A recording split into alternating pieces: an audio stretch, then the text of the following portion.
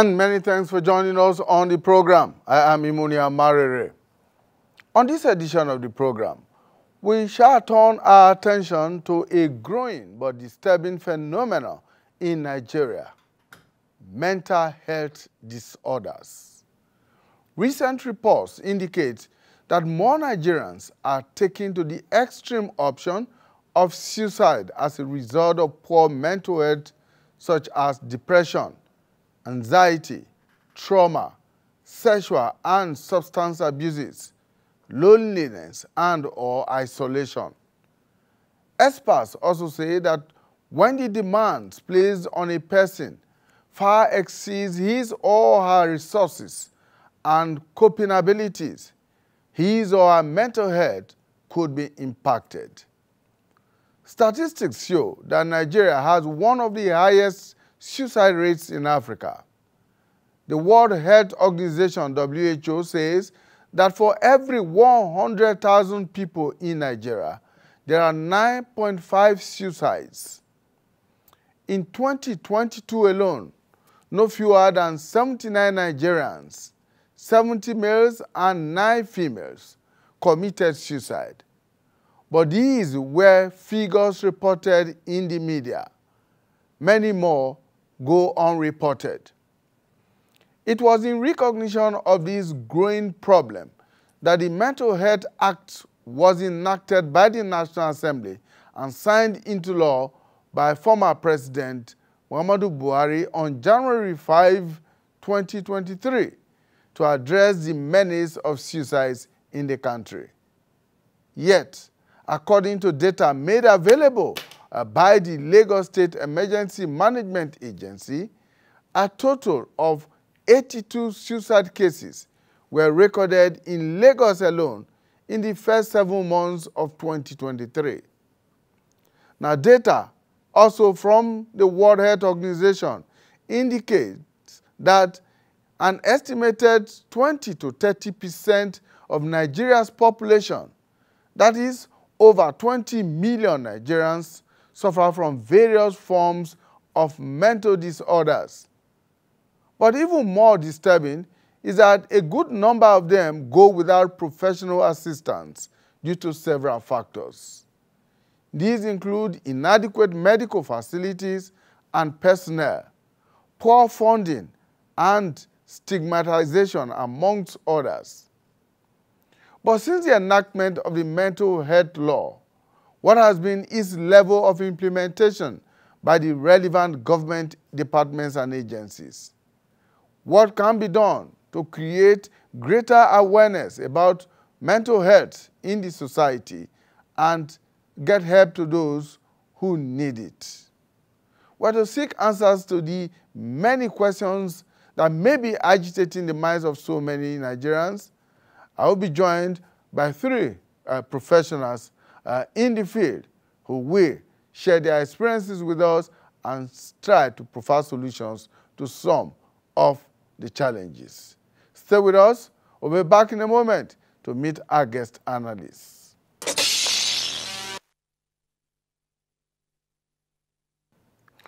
All right, we are joined online virtually right now by Professor Taiwo Obindo.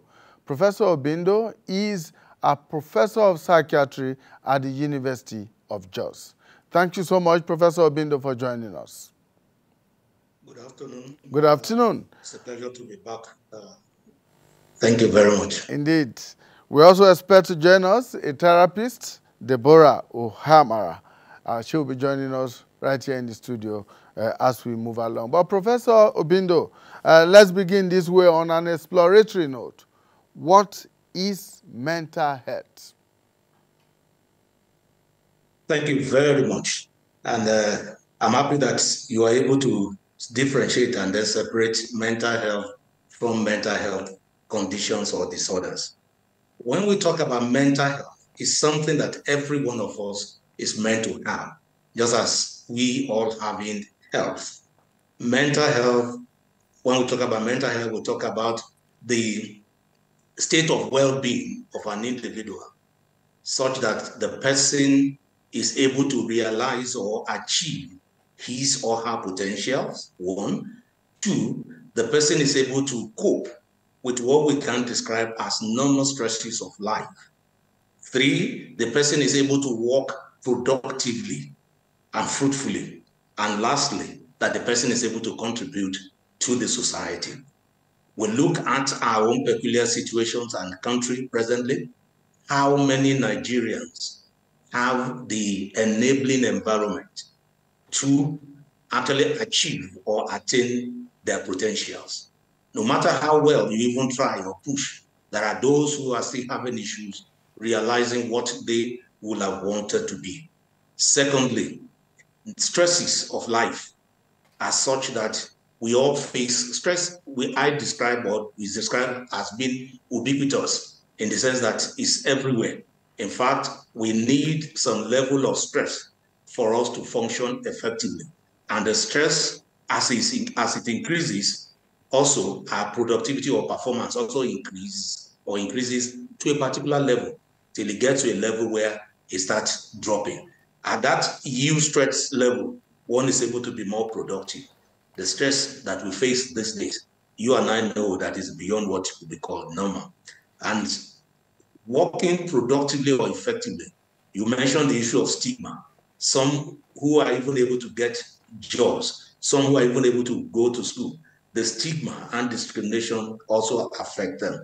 And then, of course, a graduate who earns 15,000, who earns 10,000, cannot even contribute to his own family wealth upkeep, not talk about the general population. But mental health itself talks about the ability or the state of well-being in which a person is able to realize his potential, is able to face normal stresses of life, work productively, and also to contribute to his community. But the question is, how many Nigerians are actually in that state of well-being? Thank you. Now, having clearly defined what mental health is, go further to tell us the difference between mental health and mental disorder or mental illness. What is the difference here? Well, I often describe this using a pendulum. Every one of us oscillates from optimal level of mental health up to the border of mental health conditions or mental health disorders. In between, there are issues about stress, about distress. A few Nigerians, a few people will be under some form of distress. So as the pendulum moves from optimal, when there are challenges, it oscillates and goes down, and then faced with, we'll talk about later about the challenges that we face in this country presently. People become distressed. That is not a mental health condition on its own. It's actually talking about the fact that the person is on the verge. If the pressure continues or the stressor continues or it's prolonged, the person can move into the realm of mental health disorder. And when we talk about mental health disorders, it will mean that there is a departure from the normal way the individual functions in thoughts, in words, in behavior, in interaction, in perception. There is a deviation, there is a change in the behavior of the person. And then we say the person is having a form of mental health condition or the other. And that usually is often described in a syndromal way. It's often with 2, 3, or more symptoms aggregating together to form an illness. There may be a change in the person's way of thinking. The person is, maybe thoughts are racing through his head or are slower than they should be. And then the person is not even thinking the way others will expect him to think. Some will have delusions. Delusions are false or beliefs that an individual is holding on to without evidence. And the person is holding on to it tenaciously, and the person, the delusion, the belief is not in keeping with the individual's social, economic, religious background, or even educational background. We say somebody has delusion. It may even be in form of perception. People have are seeing things, are hearing things, are feeling things others around are not able to feel. For instance, hearing voices, hearing and seeing things others are not able to see. That's a departure from the norm. Also, when we talk about the behavior, the movement, the attitude of the person may becomes usually irritable, or when we talk about the mood, the person may be unusually sad or maybe exceptionally happy. So when we now aggregate all these symptoms, sleep disorder, inability to eat or eating too more than it should, all these will now aggregate together and then may form a form of mental illness or the other. So when we say somebody has a mental health condition, it's a diagnosis, it's with a diagnosis, and it has aggregated into forming a syndrome. And the period, duration needed to fulfill that condition is also there. So that's when we say somebody has a mental health condition or mental health disorder. Now, looking at our society today, Professor, what do you think are those factors that could contribute to an individual having a mental health condition or disorder? Thank you very much. We will look beyond just what is happening now.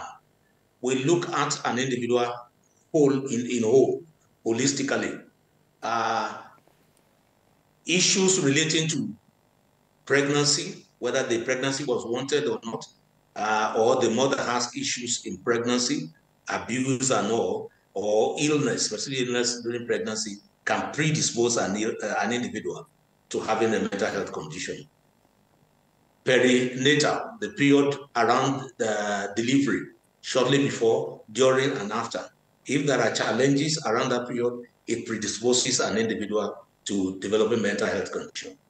Family history of mental health condition are also there. We talk about people, the genetic load of mental health condition in an individual.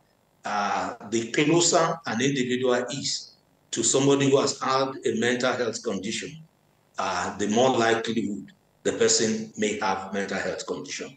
We often say it is an interaction between the nature, which is the predisposing factors, and the nurture. The nurture will be talked about the environment in which an individual grows up.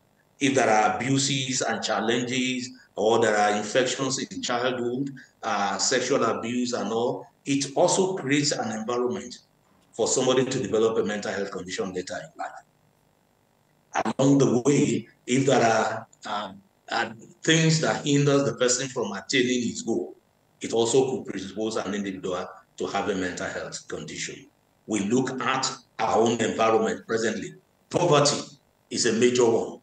And if we look at poverty said it has a bi-directional relationship with mental health condition, mental illness.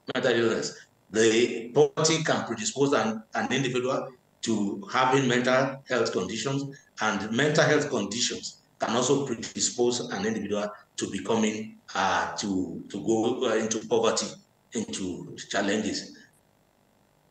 Economic crisis that we face presently. Somebody who went to school, as I told you, is not able to get a job, is unemployed.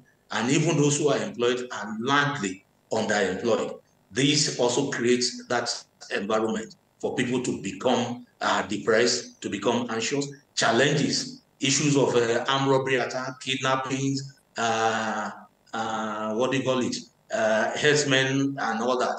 For instance, in Benue, a few days ago, armed robbers went on rampage. How do you think the people will feel? There is an anxiety that is raised. People who witness the attack are likely to develop some form of anxiety disorder. Those who even watch it on TV, and for your information, even the reportage, the social media, the way it's reported, also could predispose those who, or could even make those who are predisposed to developing mental illness or anxiety disorder to actually develop it. And that is one, economic challenges. So we need to look at things holistically. If you look at the way Nigeria is presently with with the recent change in the policies about Naira, about fuel subsidy removal, all these are predisposing people to developing mental illness. So these are few of the things that could dispose. It's actually an interaction between the nature, that means genetic load, the challenges the person faced, and all that, and the environment in which the person grew up.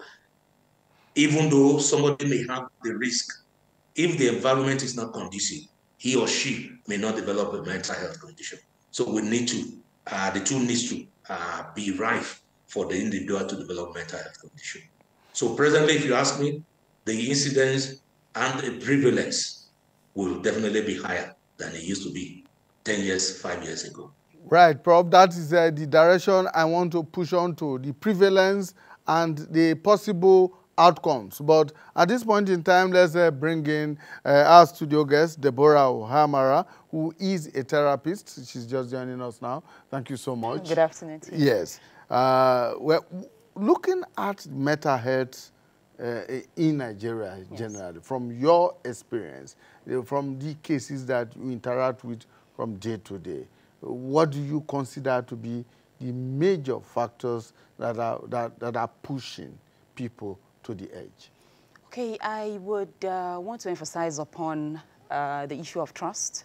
We no longer have, we have not really had people come to terms with sharing their problems with people.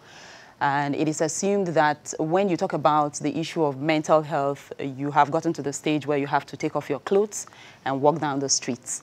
So you come meeting someone to say, oh, I just had a baby and I'm having baby blues. And the person will wonder, oh, but I had a friend who had 10 children and immediately after childbirth, she, you know, life continued. How come your own case would be different? You would have people who would tell you that, well, this is not America.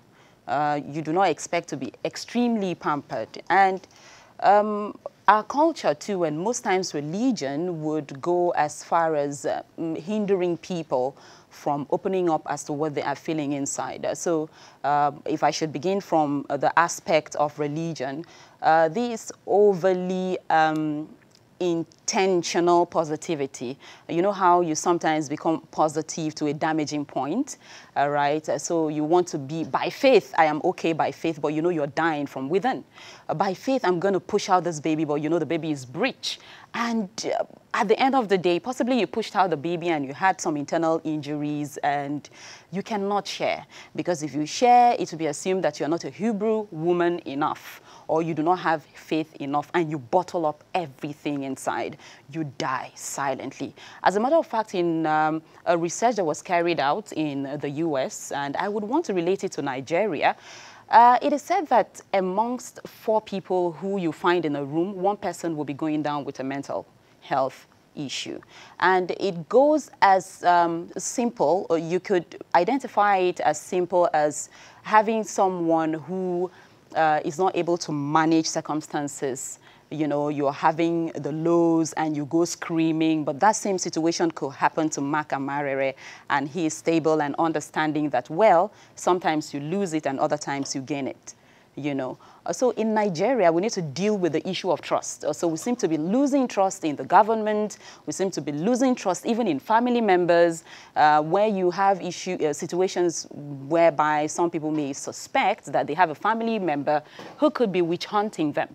You know, so in instances like this, people would not come out to, you know, sharing their problems, and they die in silence.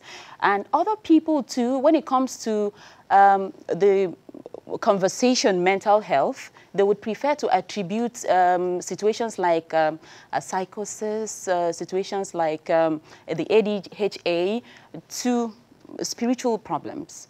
So you're beginning to see you're hallucinating, you're down with schizophrenia. It is assumed that, go, the pastor is going to do the job. He will pray out the demon. Well, we are not underestimating the ability of, you know, the divine to tackle issues like this. But sometimes all you need is that validation from someone to say, oh, you're actually beautiful. No, obesity is not a crime, right? Poverty is not a disgrace.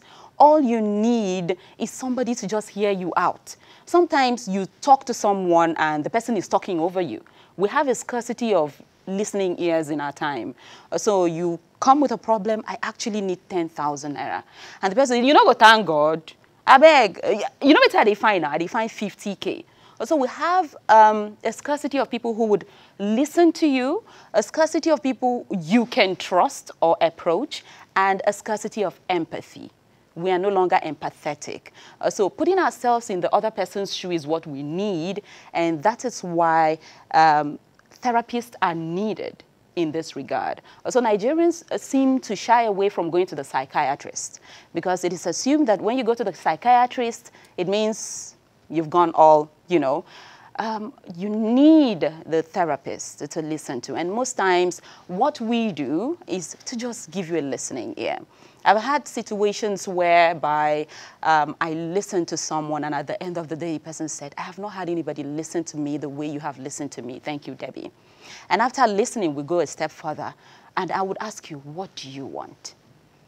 You know, we seem to not have the opportunity to express what we actually want because we tend to live our lives for people. Oh, what does my mother want? She wants me to read medicine, and never, what do I want? You know, what does my husband want to eat? And not, but I feel like eating rice and beans, right? And that brings us to the point where we should begin to understand that for us to please the other person, we need to please ourselves first, so we do not die, and the person would end up grieving. So we can actually, as therapists, recommend, you know, personal therapy. We can recommend group therapy, and that would be a situation whereby you could have a group of 15 people and maybe 2, 3, 4 therapists, as the case may be, gather people who may be having similar situations. It could be that they are, you know, trying to lose weight. It could be that they are grieving, they lost a loved one. You know, you bring these people together, and in a short while, maybe 2 weeks, maybe 3, 4, you notice that they begin to feel relief, getting to understand that they are not the only ones facing that kind of problem. Also, all right. Okay, let me turn back to Professor Obindo. Professor Obindo, from what you have said, it appears to me that what obtains in our society today is that people think that, only believe that somebody has gone mental or has a mental condition only when the person starts parading the streets naked or half naked or what have you. But it seems to me from what you have said that mental conditions are in various forms, and they take various, they are exhibited in various ways.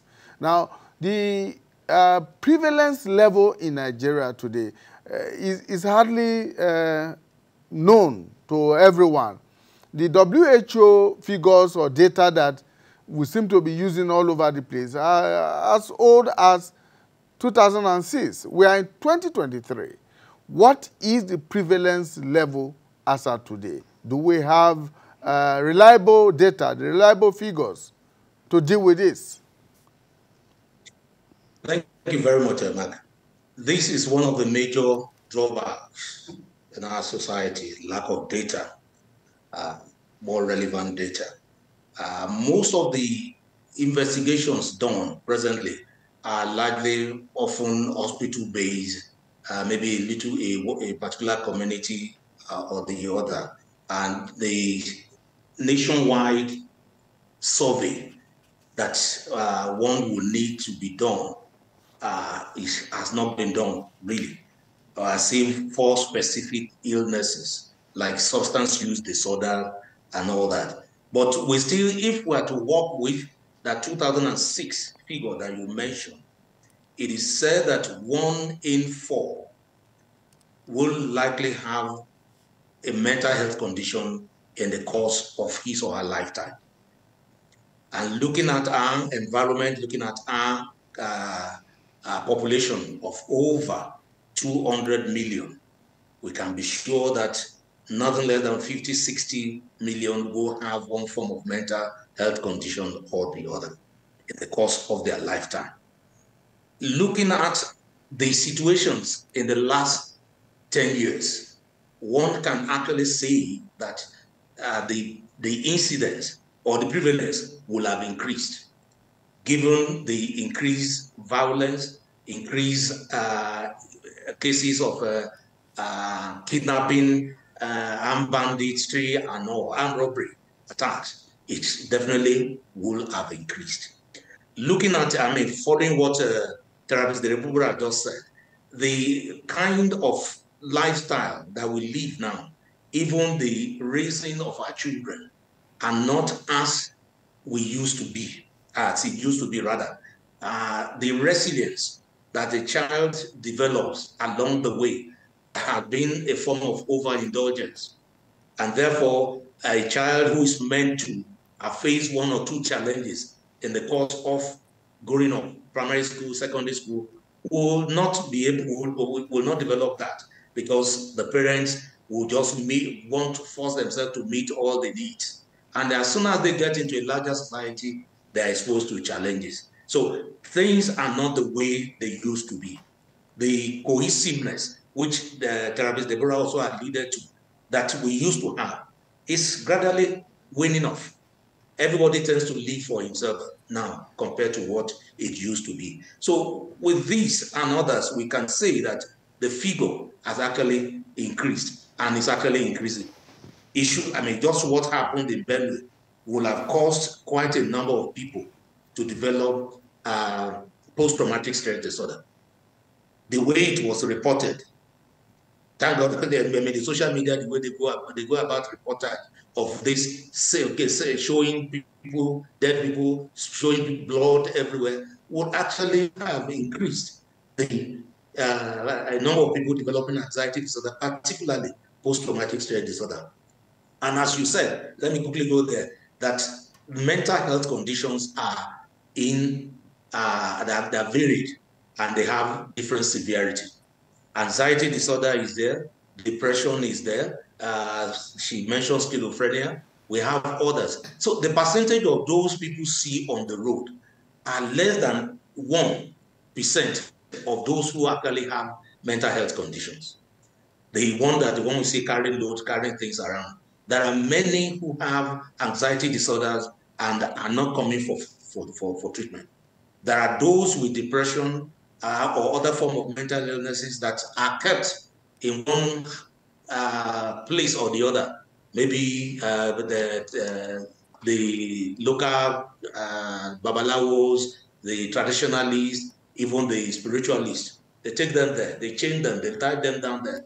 Those ones are not coming to the open. And this one also reduces the number of those we can actually say have a form of mental illness or yeah. So data also is distorted or reduced by virtue of this. So severity varies. It depends on how long it has been there, depends on the severity, depends on the knowledge of those who have the mental illness or their relations, and then the grace to seek help and seek the right help and be able to cooperate with those who are managing them. So if you ask me, the prevalence is far, far, far more than what we have. It was 20% that was reported sometime before, but I can assure you that the 20% is more, is what you have presently, is more than 20%. All right, Prof, I'm going to come back to you very quickly, but I want Deborah to weigh in on this. Is it possible for an individual to have a mental health condition without knowing that he or she has that condition? Yes. Well, I'm posing this question to you and Prof, okay, so that I can get a clearer picture of it. All right. Usually people who suffer mental health cases are in denial, you know, and most often than not, they may notice a distortion in their character, maybe their sleep patterns, maybe you know, the way they eat. They could reduce the quantity, or even get to eat more. They may add weight. They may become highly irritable, and they'll be wondering, but how come I'm this angry? but would not really want to agree that it is a mental health issue. Most often than not, we have seen people who would have a switch or a change in behavior, and we just want to talk to someone. I notice I'm not able to cope with the things I used to cope with before. Is it that I'm growing older?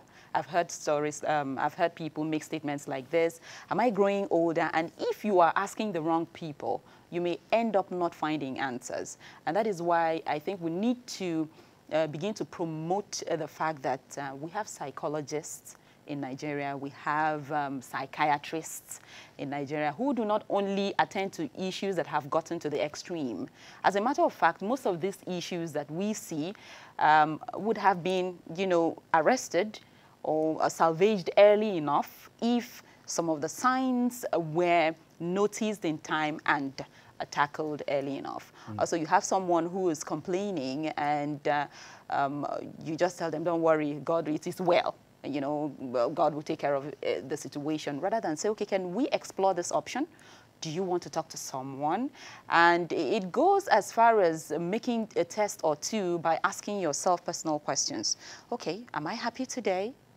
Okay, how was my mood yesterday? Maybe in the morning, am I happy? Why was I not happy in the morning? You check again in the evening, maybe at 7 o'clock. Am I happy or am I still sad? What is the pointer? And you end up noticing that there could be a link, between what must have put you down in the morning and what is making you feel low in the evening. It's more like a mini diagnosis that you could be doing for yourself. And the next step would be to talk to someone. Not that person who will tell you, oh, believe everything is all right. Yes, it wouldn't be wrong to have a positive-minded person speak to you, but it would also be better to speak with a neutral person who doesn't know you, who's not too friendly with you, who wouldn't judge you to an extent, listen to you, and in the end, you would find some solutions here and there to your mental state. So, Prof, from your experience over the years, is it possible for an individual to have a mental condition without necessarily knowing that he or she has a mental condition that requires some intervention or treatment or whatever it is that needs to get that condition to go away? Well, we have a percentage of people who may have but may deny those symptoms, may not want to agree that they have. We say those ones do not have insight to their illness. There are quite a number of them, and because of some rationalize, just as she was saying, rationalize their symptoms. Well, everybody have occasion not to sleep well here and there. Everybody is not meant to be happy all the time. And then, and more importantly, because of the stigma associated with mental health condition, the discrimination that people give to mental health condition, a lot of people will not want to agree that this is a mental health condition. And mental health condition comes in various, as I said earlier, various severity, various shades. And therefore, people often would prefer to go for spiritual influence. I mean, I had a word that, well, what he had was just a spiritual attack. And asked him to describe it. He was hearing voices, which the pastors described as probably they claim it's a devil or a demon that is talking. No, so people tend to run away from accepting that they have a mental illness, so they deny it. But there are those who will have, but because of the state of the mind, will not agree that they have a mental illness. But quite a number of those who will agree to the symptoms will deny mental health conditions in them that they have. And then what they have, because when people say mental health condition, they say it's mad, it's crazy, and all that. So am I crazy? Am I removing clothes? Am I walking out naked and all that? No. There are those who have mental health conditions and they still go to work, but their functioning is limited. They're not likely to function optimally. There are those who have mental health conditions and they are attending schools. Without treatment, they definitely will not work or function well in the school. So we need to look at things holistically. They are ill but some few percentage may not know that this is a mental health condition because lack of knowledge or even accepting it. But some will deny it. They are in denial because of still the environmental factors. And then there are those who will seek the wrong attention, going for traditionalists or the spiritualists for help. There is no harm. Let me put a caveat here. Mild, moderate mental illness can still be treated by the pastors, the clergy, the imams, the council. But when it becomes severe, they need to seek appropriate help. Thank you. All right, Prof, let me push that a bit further. You talked about the level of severity of mental health. Now, at what level of mental health condition that will make the individual want to harm him or herself, or in fact go to the extreme of committing suicide? Well, thank you very much. Suicide is the act of an individual taking his life. And when the person did not succeed in doing that, we call it suicide attempt. Suicidality or suicidal behavior is a continuum, right from having the thoughts, ideating, thinking about how, what to attempt before eventually the person will complete the act. Suicide on its own is found that 90% of those who take their lives actually have one form of mental health condition or the other, 90%. There are those who are impulsive, there are those who are maybe because of they couldn't think things out well, who may partially they are out of shame, or maybe they want to act of saving the whole world and all that. They feel can be that, but 90% of those who take their lives actually have one form of mental health condition or the other, and 80% of those 90% are as a result of depression. And depression comes in various degrees. A Caucasian can walk in, Doc, the last few days I've not been feeling so happy. And that's likely the only symptoms that he has. Those are early symptoms. And you can look at it and say, okay, well, do you feel tired often? Have you lost interest in things that normally will excite you or give you pleasure and all that, forgetfulness and all? You ask questions around that, and you find that, well, eventually there is a mild to moderate depression in such persons. But here, people will even tell you that, you lack faith. That's why you are doing this. You are not whatever. You've actually committed a particular sin or the other, and therefore people will not come out early. People will not share what they are feeling. For instance, I was preparing a slide this morning, and the question often asks, "How are you?" And people will just say, "Fine." No follow-up questions.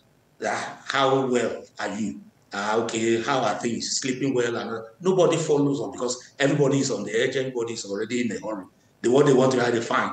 And that fine, under that fine, but fine this, fine that. There are so many other buts there, but people don't follow up. People don't take cognizance of that. So mild, moderate can feel it, but some may not want to. But then if we get to a level where they hear voices asking them to heal themselves, asking them to take poison, it's severe enough. Or the mood is so low that the person feels guilty to the extent that he would rather prefer that he dies than continuing. If the challenges seems to be so much that it's not changing, and the person may just feel that it's better person die.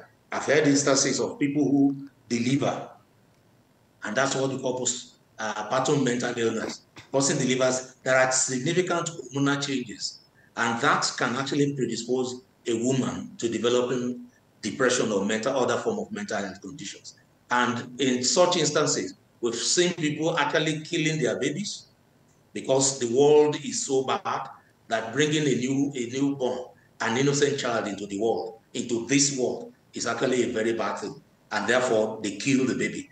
There was a celebrated one in US some years ago where she killed 4 of the kids and laid them on the bed and called the husband at work. The husband actually noticed changes in her mood, changes in her behavior, but didn't think it was severe enough.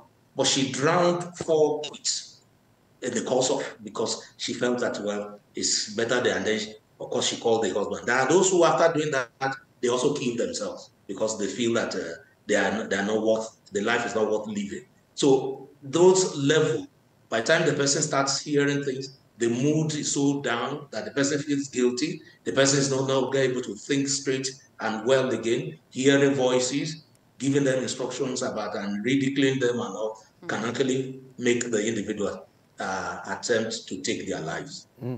Deborah, in your practice, have you come across individuals who may be moving towards the tipping point? Yes, I have, and I would want to still hinge it on rejection.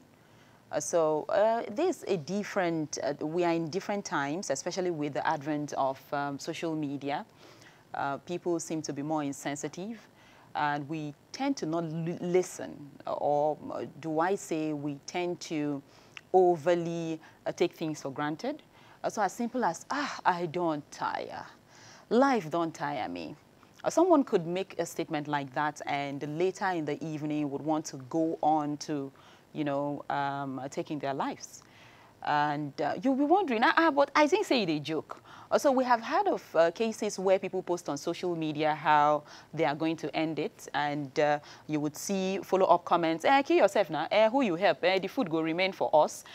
All these careless statements go as far as making the person who already feels lonely, rejected, to feel like there's no reason to live. As a matter of fact, we need to emphasize upon the fact that there is no human being who would naturally want to die. As a matter of fact, you mentioned death and everyone is scared. We want to live every day.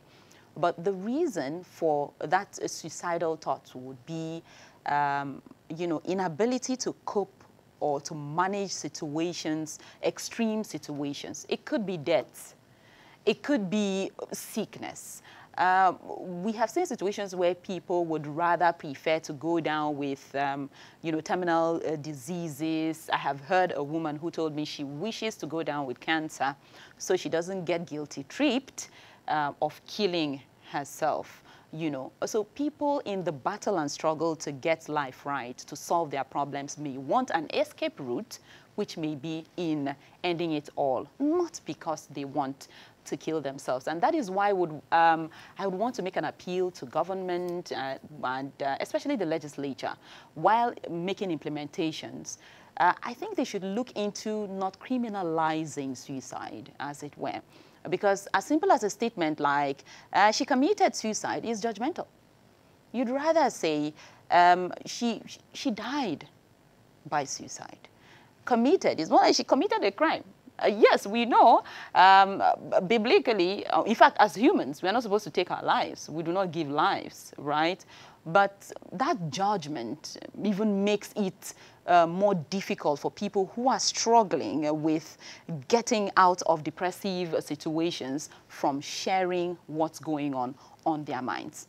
But if they know that I wouldn't be judged if I mentioned to Mark that I think I'm going to end it, if I know that he's going to say, no, Debbie, I want you alive. I would want to invite you for my program again. That would be reason enough for me to know, oh, I'm still useful. Okay, let me tag along. Let me hang around. Also, I have, in the course of my work and interfacing with different kind of people, I have come to notice over time that people who end up, dying by suicide do not die by suicide because they actually want the option of death, but because they are in a situation of hopelessness where they think, okay, there's no option, I do not have anyone. And if you even go as far as telling them, you're not a good person, you were selfish, you did not even think of your mother, you didn't think of it, you're worsening the situation. Because you're further making them feel rejected. You're thinking about their mother and not thinking about the trigger to suicide. So if we can learn to speak with people who are going through depression by possibly empathizing with them. As a matter of fact, we have seen celebrities, rich people who jump down buildings, and you wonder, but he has money. Maybe he's got it all. Yeah, he's got it all. That's the assumption we make. But that man could be lonely. That man may need just an ear to listen to him. That man could be going through some degree of pain, maybe health challenges, maybe just a statement. You see what Michael Jackson went through. He pulled through a whole lot before it finally ended. Good a thing he did not die by suicide. But I wouldn't want to be in his shoe myself. No. He made mistakes that at the end of the day he was judged for. So the issue of mental health is not a conversation that would end in under one day. But I would want to emphasize on the fact that we should learn to be human. Okay. Okay, Prof, let me bring you in very quickly. Let's, within the short time we have left, let's look at access to mental health care. How good is it in Nigeria? Well, thank God we have a more humane mental health law presently, which will make access to mental health services decentralized fully. Mental health services actually is meant to have been integrated into primary health services, but for many years it has not. What we have presently is so that we have those services located in the city centers. And therefore, people in the rural areas, which constitute over 60% of the population, do not often have access to mental health services. So they have to travel, and then when somebody has a mental health condition, they may not have to do it alone. One or two other family members, they have to go with them. So the access is a little bit limited. The number of mental health practitioners are also limited and also dwindling. The number of psychiatrists, the number of psychiatric nurses, the number of clinical psychologists, occupational therapists and all, actually dwindling. The few that are around are also jackpine, they're living. The recommendation is such that one psychiatrist is able to attend to over 10,000. But even in some climes, it's about 1 to about 1,000. But in our own environment, we have less than 300 psychiatrists presently in the country. And then 300 psychiatrists attending to over 200 million Nigerians. You can do the calculations. It's not possible for him or her to do that. So the number of mental health practitioners are not adequate, far from what is expected. The attitude of the government to employing, because that's one of the reasons why quite a number of them are leaving the country, is also not done. State government, federal medical centers, general hospitals are meant to have psychiatrists, have clinical psychologists, have other mental health practitioners in their employment. Lagos State did fairly well at a point where they have at least a psychiatrist employed by the state government at each senatorial district, but a number of them are jackpot even presently, so that those ones will oversee activities at the general hospital, oversee activities at the primary health care centers. That's not there presently. The Mental Health Act enacted since it was signed in 2021, gazetted in January 2022. Up till now, implementation has not been. We thank God for the new minister who we believe has mental health in his heart, improving the mental health condition of the country in his heart. We hope that because we are meant to have had a department set up in the Federal Ministry of Health by now. Beside the department, there should be a body who is meant to oversee the activities of mental health care centers in the country, giving guidelines, accrediting them, and then re-accrediting them. And the establishment of mental health facility must be taken over by the mental health fund, which is one of the major challenges. Presently, the percentage of fund that eventually gets to mental health is actually very limited. I think it's about 0 point something, because about 3% is what is allocated to health. What eventually goes to mental health is less than, it's about 0.3 or 0.6%. And that is not enough. Most of that actually even go to servicing the federal medical centers, the general hospitals, the teaching hospitals and others do not have access. So they have to scrape from what they have in the coffer to attend to mental health facilities. So National Mental Health Fund is also meant to have been established, whereby there will be budgetary allocation for them, and then other government, private practitioners are also meant to plow into that fund, so that we do not need to have people on the road carrying load naked and all that. We need to remove them from there, have access to mental health facilities. And then the law also encourages that the right of those who have mental health condition is safeguarded. The kind of health services you give to those who have physical health is also the same thing that you give to those with mental health condition. Prof, like Deborah said, this is an issue that we cannot completely tackle in one program of this nature. So we may just be coming back to look at other aspects of the law itself, the way it is now, and the remedies that are required. But Deborah, very, very quickly, how are therapists complementing the efforts of other professionals in the field? Okay.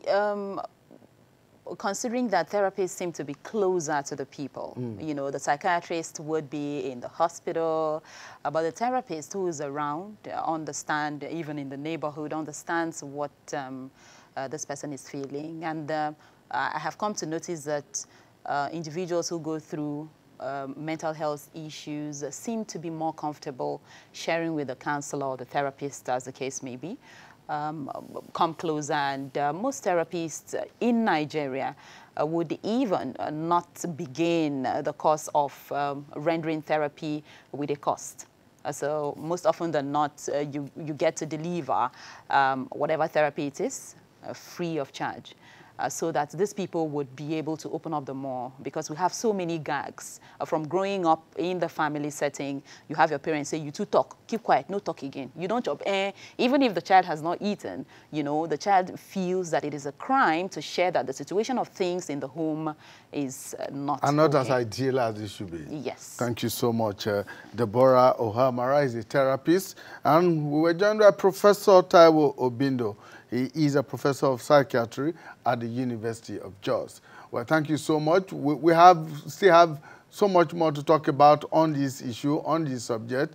You just came up with the issue of funding, the issue of personnel, that is professionals in the field. These are issues that we'll be looking at. And of course, the cost of treatment for the individual is one other area that we can and should look into as we move along. Thank you so much, Prof. Obindo, for your time. And Deborah, thank you so much for joining us. Much. And to our viewers out there, we want to thank you immensely for joining us today on the program. Please join us again when we bring you a fresh edition of People, Politics, and Power. And to everybody out there, look, mental health is not a curse. It is not a disgrace. We all have one form of mental health condition or the other, but the management of it is what matters about it all. So let's stay alive, and let's not take our own lives in on the excuse of having either stigmatization or indeed being isolated by society. Thank you so much, and goodbye for now.